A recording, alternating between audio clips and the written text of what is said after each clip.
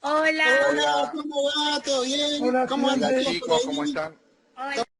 Hola, bienvenidos a todos. Nos encontramos una vez más en la escuela número 4, la escuela secundaria número 4 de Herli, de la localidad de Avellaneda, con los estudiantes de quinto segundo y con los profesores Gastón, Sebastián, Lucas y quien les habla Fiorella, en el cual vamos a abordar la materia física y vamos a analizar, desarrollar y reflexionar sobre el tema de esta microclase, que es el electromagnetismo. Para ello, lo que les proponemos a ustedes es recuperar los contenidos y los conceptos relacionados y vistos eh, en el año anterior, en cuarto año, en la materia Introducción a la Física. Para ello es importante que ustedes logren conocer, comprender y analizar qué es el electromagnetismo. El electromagnetismo es la relación de la electricidad y el magnetismo, el cual se genera a través de un fenómeno que crea otro. Esta propuesta que vamos a ver con ustedes es muy importante para el desarrollo y evolución de la humanidad. A su vez vamos a analizar, para lograr esto vamos a analizar las leyes que atraen a la electricidad, de los cuales trae muchos beneficios a nuestra vida cotidiana, y desde ese punto de vista es que nosotros también vamos a ejemplificar a lo largo de esta microclase dicho aspecto. Estos múltiples beneficios los podemos observar en infinidades de electrodomésticos en los cuales tenemos en nuestras casas, en nuestros hogares, como por ejemplo lo podemos apreciar en la iluminación de las calles de nuestros hogares, cuando nosotros conectamos a la electricidad determinado aparato electrónico, electrónico, de electrodoméstico. Por ejemplo, si nosotros queremos recalentar una comida, podemos hacerlo a través de un microondas o de un horno eléctrico, el cual a nosotros lo que nos va a proporcionar es, bueno, esa comida calentita, y el proceso que se da para llegar a ese resultado, ¿no? Por eso, para nosotros esto es algo muy importante, ya que la propuesta es que ustedes puedan relacionar la materia que vemos y exponemos en clase con su vida cotidiana. A su vez, como bien venimos exponiendo al comienzo de esta introducción, la idea también es recuperar los contenidos y los conceptos desarrollados y vistos en cuarto año en la materia de Introducción a la Física, para que ustedes puedan relacionar esos contenidos con los contenidos que se van a exponer en esta nueva microclase, ya que ambas cuestiones se encuentran relacionadas entre sí. Y de esta manera lo que nosotros buscamos es que ustedes puedan lograr completar un conocimiento integral de la física, desde toda su dimensión, en la cual van a ir construyendo un verdadero significado, van a ir construyendo un verdadero aprendizaje significativo a través de lo procedimental, desarrollando verdaderas habilidades metacognitivas. Para concluir, les doy el pase a los profes Lucas y Sebastián, los cuales van a profundizar un poco más los contenidos expuestos hasta aquí.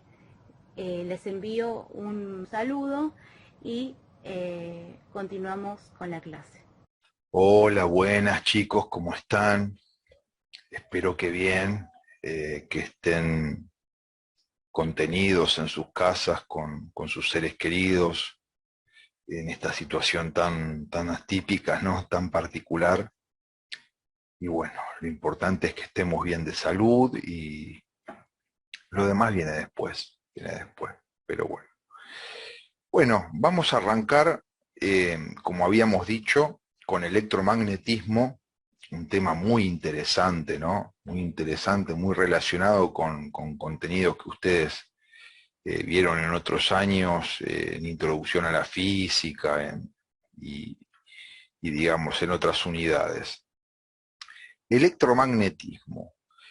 Electro viene de electricidad y magnetismo, uno puede imaginarse que tiene que ver con campos magnéticos, imanes, y algunos conceptos y desarrollados en películas de ciencia ficción y dibujitos animados. Bueno, todo tiene que ver con todo. Veamos.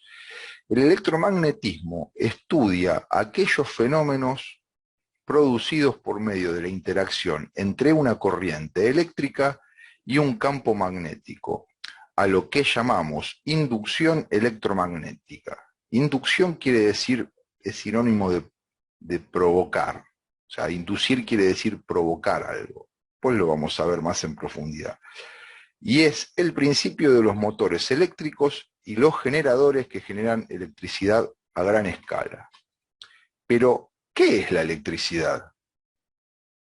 Toda la materia, como ustedes vieron en otros años y en otras materias, quizás, y también lo vimos acá, lo vimos cuando vimos electricidad, acá estamos haciendo un repaso, ¿no? Toda la materia está formada por átomos. O sea, esos átomos, a su vez, están formados por partículas subatómicas que decimos que están cargadas eléctricamente. Por ejemplo, tenemos protones en el núcleo del átomo que tienen carga positiva. Están los electrones en torno al núcleo con carga negativa, ¿no? Y están los neutrones, que decimos que son las partículas que se ven acá con celeste sin carga. No tienen carga o que tienen carga cero, carga neutra o carga cero, que equivale a decir lo mismo, ¿no? O sea, decimos carga neutra es carga igual a cero. Entonces, decimos que los electrones y los protones son las partículas subatómicas cargadas eléctricamente, porque de hecho son los que van a producir la corriente eléctrica o la electricidad, como solemos llamarla coloquialmente. Ustedes se preguntarán, ¿cómo? Veamos.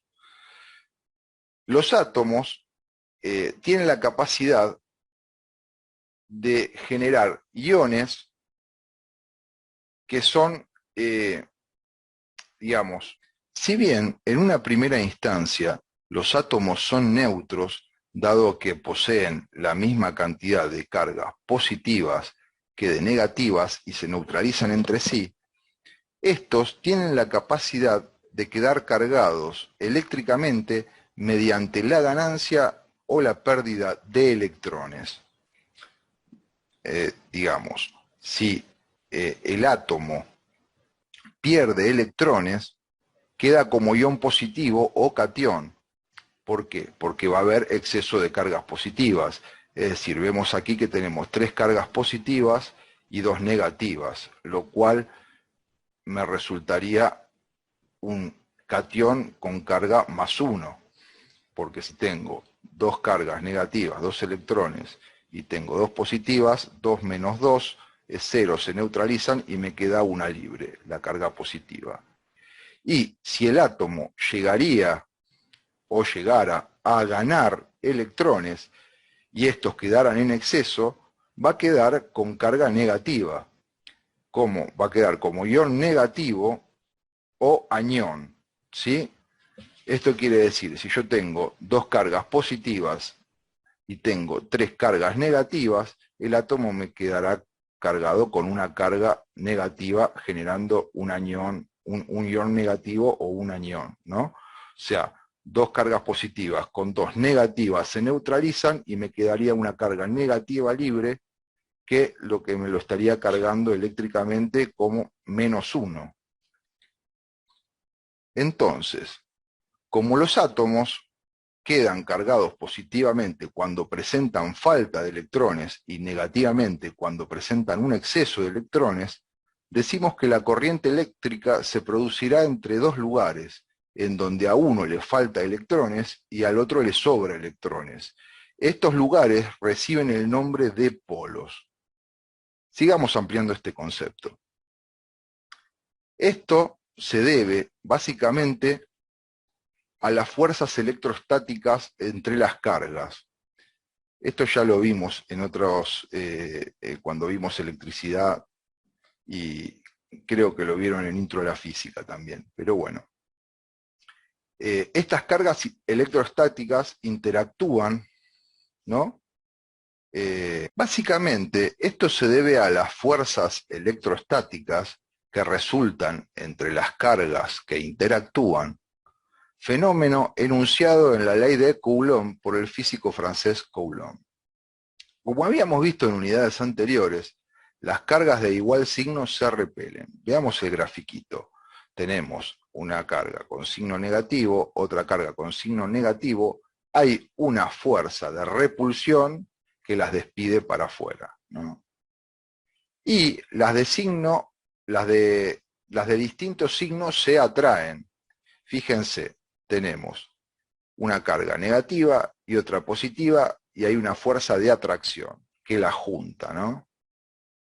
Carga positiva con carga positiva también es de igual signo, entonces la fuerza es de repulsión. Igual signo, fuerza de repulsión, distinto signo, fuerza de atracción. Hay una ecuación por la que, digamos, está dada la fuerza electrostática por la cual se puede calcular, y la ecuación es la siguiente, que nos dice: la fuerza electrostática entre las cargas es igual a la constante de Coulomb por el producto de las cargas en cuestión dividido el cuadrado de la distancia. En física se usa mucho el concepto de proporcionalidad, es decir, decimos que la fuerza electrostática entre las cargas es directamente proporcional al producto de las cargas e inversamente proporcional al cuadrado de la distancia. Veamos, digamos, si la distancia no varía, supongamos que el producto de las cargas aumenta, la fuerza va a aumentar proporcionalmente. Es decir, si el producto entre las cargas se hace el doble, la fuerza se hará el doble, ¿sí? Y habíamos dicho que la fuerza es inversamente proporcional al cuadrado de la distancia. Fíjense esto, quiere decir que si la distancia entre dos cargas se reduce a la mitad, la fuerza va a aumentar el doble, ¿sí? Y aparte estamos hablando del cuadrado de la distancia. Al disminuir la distancia entre dos cargas, la fuerza va a aumentar considerablemente. Ahora sí llegamos a lo que a nuestro objetivo, que era describir la corriente eléctrica, ¿no? Por ejemplo, Este desbalance y o desequilibrio de partículas negativas o electrones produce lo que se llama una fuerza electrostática o diferencia de potencial o tensión entre un polo y el otro, donde el polo positivo, acá lo tenemos, donde falta electrones, arranca el flujo de electrones hacia el polo negativo, haciéndolo viajar por el cable o conductor y atrayéndolo a su madriguera, para poder volver a neutralizar los átomos a los que les falta electrones, fenómeno que conocemos como electricidad. Ahí está nuestra doncella, la electricidad, ¿no? Que nos deja los pelos de punta si metemos los dedos en el enchufe. Eso nunca hay que hacerlo. Bueno, y así volver estos últimos a su estado de equilibrio con carga neutra igual a cero. Estos últimos son los átomos, ¿no? Entonces vemos acá una batería con un polo positivo donde falta electrones y otro polo negativo donde hay exceso de electrones. Esto que se puede parecer tranquilamente o puede representar a la batería de un auto, ¿no? O cualquier otra batería, o una pila, una batería de esas que usamos para algunos productos electrónicos. Bueno, en el polo positivo entonces van a faltar electrones y en el polo negativo va a haber un exceso de electrones. Esto va a producir una corriente eléctrica, dado que entre el polo positivo y entre el polo negativo se va a producir fuerzas electrostáticas de atracción, ¿no? Estos electrones, si nosotros conectamos un cable entre los dos polos, los electrones van a viajar del polo negativo, acá vemos el flujo de electrones, es decir, muchos electrones, ¿sí? Pensemos en la línea 60, los micros de la línea 60 a las 6 de la tarde viajando de Constitución a Pacheco, más o menos. Vienen todos apretaditos, un montón de gente, bueno, imagínense los electrones, pero en un mundo microscópico. Entonces, esos electrones van a ir hacia el polo positivo para neutralizar los átomos donde les falta electrones, ¿sí? Bueno, y eso este fenómeno se conoce como corriente eléctrica. O sea, es el flujo de electrones que circula por un conductor de un polo al otro en un tiempo determinado. Y sí, la naturaleza siempre busca el equilibrio de alguna u otra manera, por medio de los fenómenos físico-químicos, como ya dijimos en unidades anteriores. Conclusión, ya lo definimos, pero lo volvemos a decir. O sea, definimos electricidad o corriente al flujo de electrones que viajan por un conductor desde un polo negativo hacia un polo positivo en un tiempo determinado. Todo elemento, sustancia o material magnético, así como lo que podemos reconocer como un imán, posee un polo norte y un polo sur que generan un campo magnético a su alrededor, capaz de atraer objetos a distancia, los cuales están incididos por el campo o dentro del contorno de este área. Como vemos en el gráfico, el campo está representado por las líneas en diferentes direcciones. Este efecto lo podemos observar muchas veces en los talleres mecánicos donde utilizan imanes para juntar clavos del suelo o de los rincones. También con los imanes caseros que utilizamos para pegar recordatorios o almanaques en la heladera, en casa. De manera análoga, con las cargas eléctricas, los imanes pueden generar fuerzas de atracción y de repulsión magnéticas entre sí. Como podemos ver, si acercamos el polo norte de un imán con el polo norte de otro, se producirá una fuerza de repulsión. Y si acercamos el polo sur de un imán con el polo norte de otro, la fuerza magnética será de atracción. Es decir, polos iguales se repelen y polos distintos se atraen. Similar o análogamente lo que ocurría con las cargas eléctricas. Pero, ¿por qué sucede esto? Cada electrón en las órbitas de los átomos tiene lo que se llama un spin o dirección de giro con su polo norte y su polo sur. creando un microscópico campo magnético a su alrededor. Aquí vemos las líneas de campo.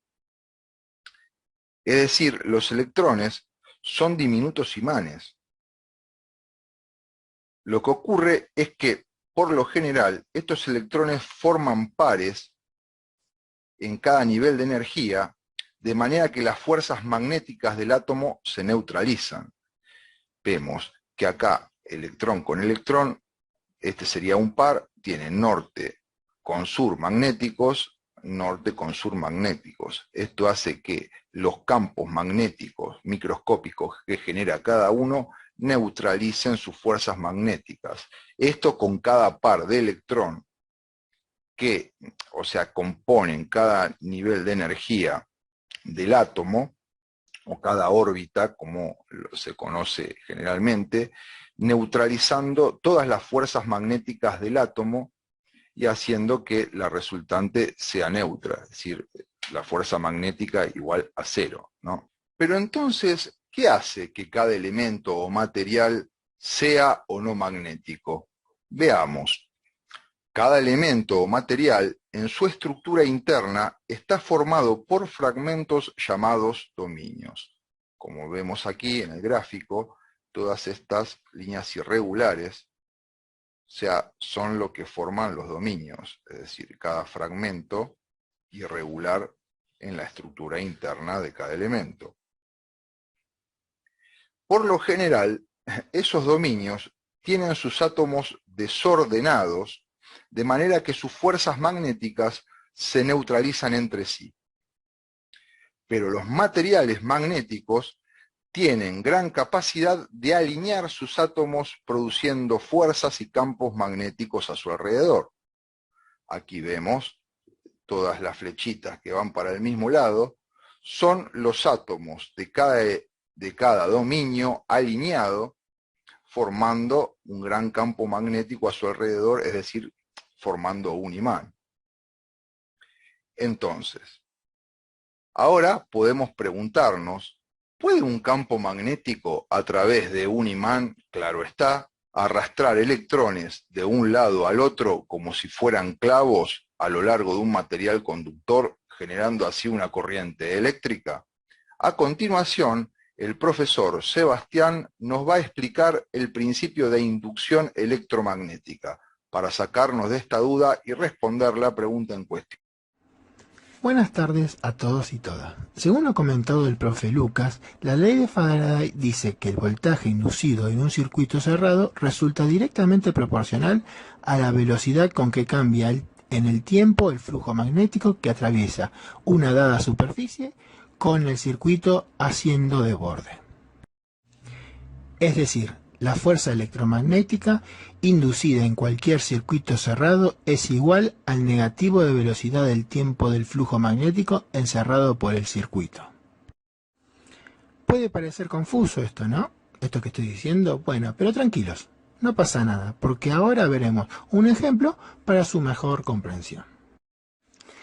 Para este experimento tomaremos una bobina compuesta por muchas vueltas de hilo de cobre y realizaremos la prueba sacando y metiendo el imán entre las espiras rápidamente.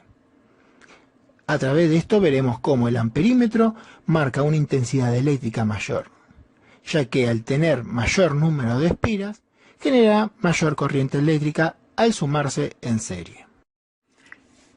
Pero si dejamos el imán quieto, de nuevo veremos que no se genera ningún tipo de corriente eléctrica, porque el principio fundamental para que haya corriente indica que debe existir variación de campos magnéticos. Es decir, el imán entra en la bobina con una carga magnética distinta a la que tiene la bobina, por lo que el movimiento de los átomos genera la intensidad que podemos medir con el amperímetro.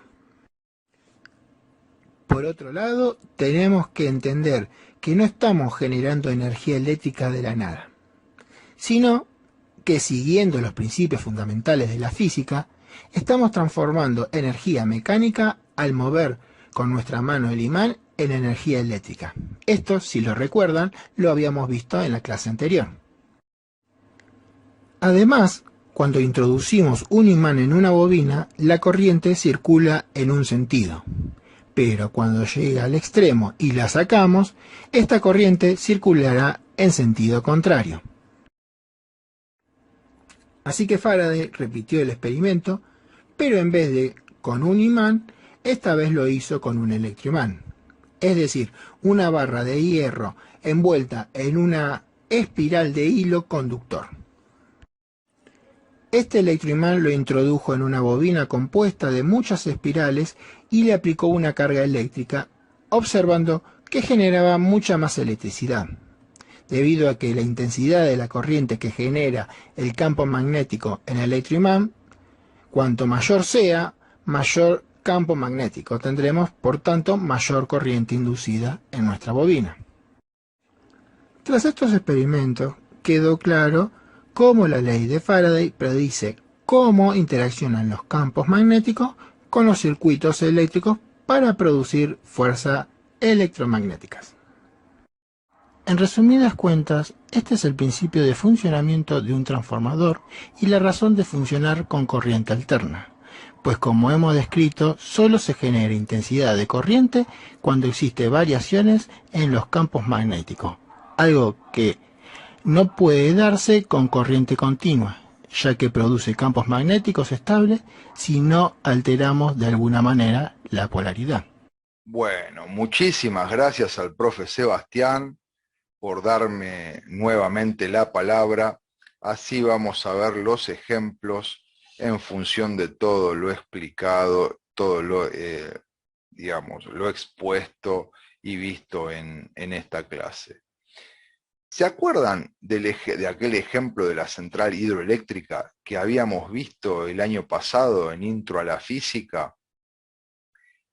Que habíamos visto, pero lo que estábamos estudiando era la transformación de la energía, es decir, aquellos procesos por el cual la energía pasaba de una forma a otra.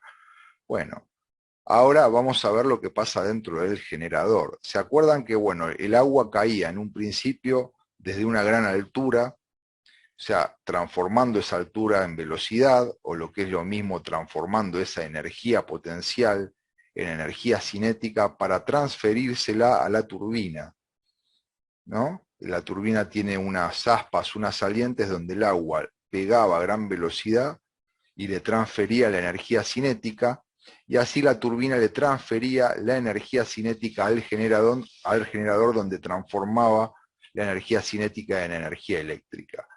Bueno, básicamente lo que pasa es lo siguiente: la turbina le transfiere la energía cinética al rotor del generador, que en su contorno posee unas delgas de cobre, estas porciones doradas, ¿no? Y que gira muy cerca de un estator, que el estator, lo vemos acá, estator porque está estático, ¿no? El rotor gira, o sea, digamos rota, ¿no? Por eso rotor. Y el estator no es nada más y nada menos que un imán. Digamos que en este caso es al revés del experimento de Faraday, pero el efecto es el mismo. El campo magnético del imán, en este caso, arrastra a los electrones de las delgas de cobre del rotor, generando una tensión eléctrica. Es decir, que lo que genera, digamos, más allá, independientemente de lo que se mueva dentro de un generador, si es como hizo Faraday, un imán adentro de una bobina, o si en este caso el rotor que representa la bobina, que es el que se mueve, independientemente de qué se mueva dentro de un generador, lo que genera la tensión eléctrica es el movimiento, ¿sí? En este caso se generaría desde el centro, en el centro un polo, y en los bordes periféricos del rotor se generaría el otro polo, y se recolectarían por el medio, o sea, se recolectaría o se acumularía la tensión eléctrica mediante un dispositivo que sale desde aquí, como vemos, ¿no? El polo positivo, el rojo, y el polo negativo, el azul. De aquí, bueno, se manda una estación transformadora para elevar el voltaje y, digamos, mandarlo a la red general, ¿no? De ahí a nuestras casas, a las fábricas, a las ciudades, a la iluminación de las autopistas digamos, así en general, y así en el mundo, ¿no? Como sucede con cada central generadora de energía que se conecta a la red. Todo se va sumando y se va aprovechando, ¿no? Bueno, y aquí vamos a ver algo muy curioso. Hasta acá habíamos visto, por lo expuesto en la clase, si se podía generar electricidad por medio de campos magnéticos, ¿sí? Y acá vemos que si puede suceder lo mismo, pero a la inversa. Por eso esta ley se conoce como ley de Faraday inversa y ley de Ørsted, porque en realidad el que experimentó con esto fue Ørsted, un físico danés. Acá vemos que tenemos una batería, polo positivo, polo negativo, digamos, un conductor, que es el cable en cuestión, sostenido por estos soportes, ¿no? Y abajo del cable se coloca una brújula. Entonces, al cerrar el interruptor, circula una corriente eléctrica desde el polo negativo hasta el polo positivo, como habíamos expuesto anteriormente, y fíjense que al circular la corriente eléctrica se desvía la aguja de la brújula. Esto es porque la corriente eléctrica genera un campo magnético. Por eso es a la inversa de la ley, o digamos como se dice habitualmente, la ley de Faraday inversa, porque acá estoy generando un campo magnético induciendo una corriente eléctrica. Es decir, a raíz de una corriente eléctrica genero un campo magnético capaz de generar fuerzas magnéticas para perturbar a los objetos que estén cerca o muy próximos, ¿no? A la corriente eléctrica. Bien, ¿por qué vemos esta ley? ¿Por qué nos parece importante? ¿Por qué es muy importante? Porque es el principio de los motores eléctricos de los que tanto nos beneficiamos y utilizamos en los electrodomésticos que tenemos en casa. Vamos a ver.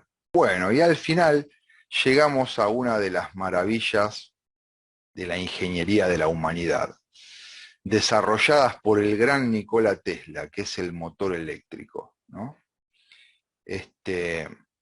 Bueno, dijimos que la ley de Faraday inversa o la ley de Ørsted, como más les guste, es el principio del motor eléctrico, porque en realidad es el principio de los electroimanes, y se llaman así porque son imanes que generan campos magnéticos al inducirles una corriente eléctrica. Y a su vez, esos campos magnéticos producirían energía cinética al interactuar con otro imán conectado a diferentes mecanismos. Vamos a ver un poco esto. Esto, digamos, es la representación genérica de un motor eléctrico. Vemos que en el centro tenemos un rotor que gira, que no es ni más ni menos que un imán. Fíjense, tiene un norte y un sur magnéticos. Y tenemos, en torno al mismo, tenemos, o alrededor, estatores. Fíjense que tengo 3 estatores representados en este caso, que también son imanes, pero son electroimanes. ¿Por qué? Porque fíjense que por este cable rojo se les induce una corriente eléctrica y a raíz de esta corriente eléctrica, ¿sí? Van a generar campos magnéticos que van a hacer mover al rotor, que conectado a diferentes mecanismos van a generar un resultado deseado, ¿no? Ahora lo vamos a ver en los electrodomésticos en cuestión. Pero fíjense que los estatores pueden alternar, ¿sí?, entre norte y sur magnético, generando fuerzas de atracción, como vimos anteriormente, fuerzas de atracción y repulsión magnéticas para hacer girar al rotor. que está en el medio, ¿no? Los estatores, como bien dice la palabra, son estáticos, no se mueven, y el rotor gira. O sea, fíjense acá, fíjense bien en un estator cómo va alternando entre norte y sur magnético para generar, ¿no? Dado el caso, fuerzas de atracción o repulsión magnética. En este caso, el sur magnético contra sur genera una fuerza de repulsión. En este caso, norte con norte magnético van a generar una fuerza de repulsión y así empujan al rotor a que gire. Bien. Ese rotor, como dijimos, va a estar conectado a diferentes mecanismos. Perdón. En el caso de un ventilador, va a estar conectado a las aspas del ventilador que van a girar para, digamos, amenizarnos el verano, digamos, darnos un poquito de viento, de aire fresco cuando hace mucho calor. Y en el caso de una licuadora, van a estar conectados a ese rotor a unas cuchillas que van a girar para licuar los alimentos, es decir, la zanahoria, todo lo que le introduzcamos dentro. Así que fíjense qué importante, ¿no?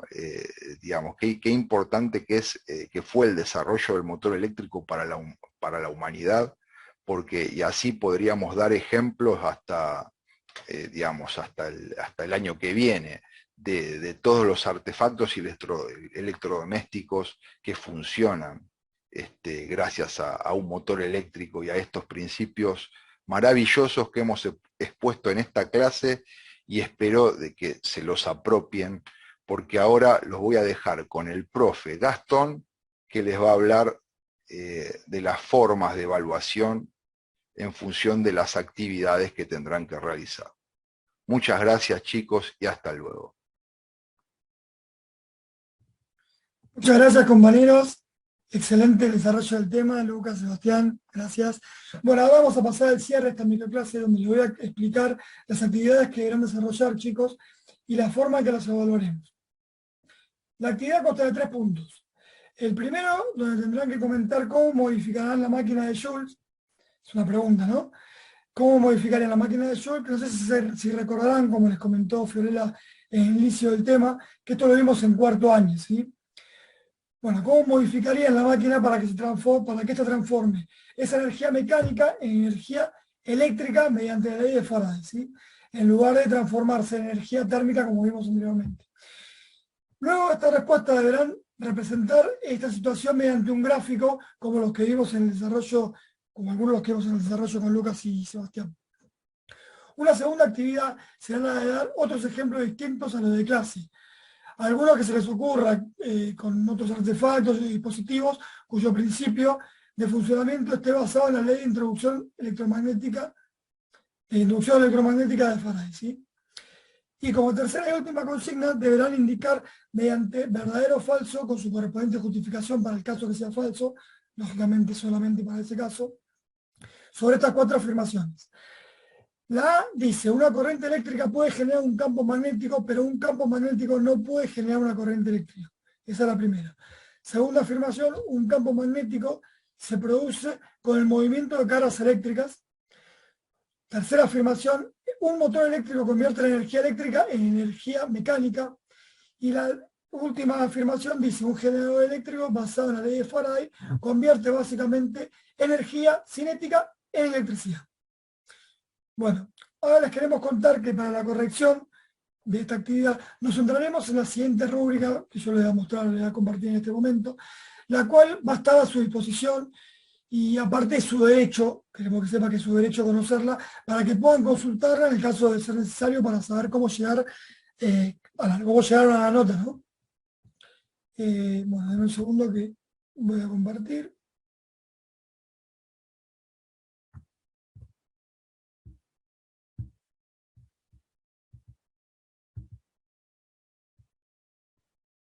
Ahí estamos.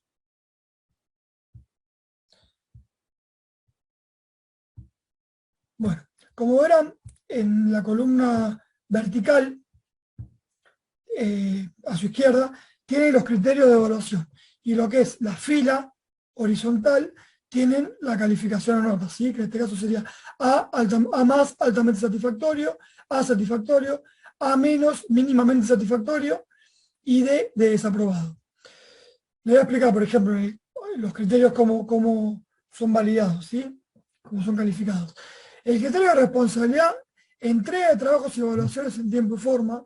Le voy a explicar solamente lo que es altamente satisfactorio y desaprobado, sin los dos del medio, porque bueno, ya lo van a tener impreso para leerlo con tiempo, para consultarlo. Así no nos pasamos con esta microclase con el tiempo que tenemos para brindarlo. La responsabilidad para lograr un altamente satisfactorio debe cumplir con todas las consignas solicitadas y entregar en tiempo y forma las actividades y evaluaciones. Y lo que sería desaprobado sería que no cumple con la entrega de las consignas. El criterio de participación: participa en clase y en los trabajos grupales con sus compañeros. Altamente satisfactorio: participa con énfasis en todas las clases demostrando interés. Y desaprobado: no participa en las clases. Vamos más abajo. El tercer criterio es de comprensión: ejemplifica y contrasta conceptos con la realidad. Altamente satisfactorio sería, vamos acá, da al menos 5 ejemplos correctos y los articula con la realidad demostrando comprensión de los conceptos y contenidos. Y desaprobado sería que no da ejemplos, por lo que no se puede verificar la asimilación y comprensión de los contenidos. Y por último, el último criterio es ortografía y presentación de los trabajos. Altamente satisfactorio: no presenta ningún error ortográfico y o gramatical y la presentación es muy prolija. Y desaprobado sería que presenta demasiados errores ortográficos y o gramaticales y la presentación es muy eficiente. Bueno, vamos a dejar de compartir. Ahí estamos. Bueno, queríamos aclararle para que ustedes, nuestros queridos estudiantes, se queden tranquilos, que en el caso de obtener una D, que sería desaprobado, tendrán que realizar una reescritura solamente de los puntos de las actividades que no están aprobadas por nosotros los docentes, ¿sí? Para lograr una aprobación en función de dichas observaciones. Estas devoluciones que le daremos serán una invitación a generar espacio de mejora, ¿sí? Por lo cual su trabajo corregido se transformará en una especie de borrador que les sirva como punto de partida, y de esta manera los invitamos a un cambio conceptual a través de nuestra devolución, ¿no? Por supuesto. Por otro lado, se tendrá en cuenta la redacción, la apropiación del lenguaje o el léxico científico a una correcta expresión, ¿sí? Con el objetivo de lograr que ustedes, estudiantes, adopten un lenguaje técnico que la materia obviamente requiere, ¿sí? Por otro lado, le decimos que el plazo de entrada de la actividad será para el próximo encuentro, el cual será la semana que viene, semana próxima, y la fecha de entrega será acordada a este trabajo.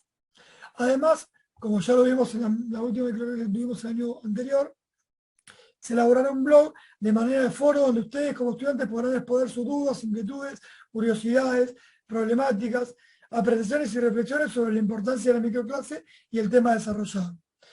Por otro lado, aparte de nuestra evaluación, ustedes también deberán realizar una autoevaluación propia y a la vez una evaluación a sus compañeros, ¿sí? Teniendo en cuenta la rúbrica que les acabo de proponer. Tal intercambio será edificante, constructivo y desafiante e implicará una nota conceptual, ya sea la autoevaluación con la evaluación entre pares, sus compañeros, que se sumará y se promediará con la calificación que mencionamos anteriormente, que le daremos nosotros como profesores. Así que bueno, esto fue un poco el cierre de esta microclase. Les enviamos un abrazo fraterno a todos y bueno, que tengan una buena jornada. Muchas gracias por participar.